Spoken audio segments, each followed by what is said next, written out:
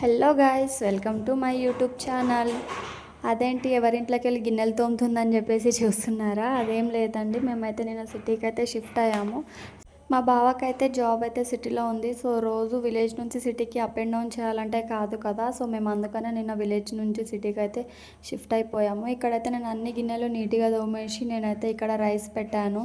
నేను కొంచెం బిజీ ఉండడం వల్ల నేనైతే వీడియోస్ అయితే అప్లోడ్ చేయలేకపోయాను. సో ఈరోజు నుంచి అయితే మీకు డైలీ ఒక వీడియో అయితే నేను అప్లోడ్ చేస్తాను.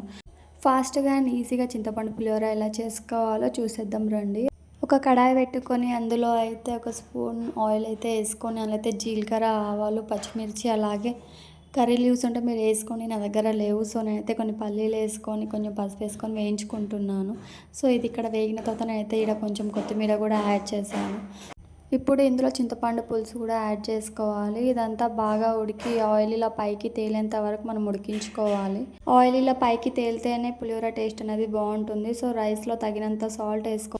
మనం ప్రిపేర్ చేసింది మొత్తం రైస్లో వేసుకొని కలుపుకుంటే ఎమ్మిగా పులిహోర అయితే రెడీ అయిపోతుంది.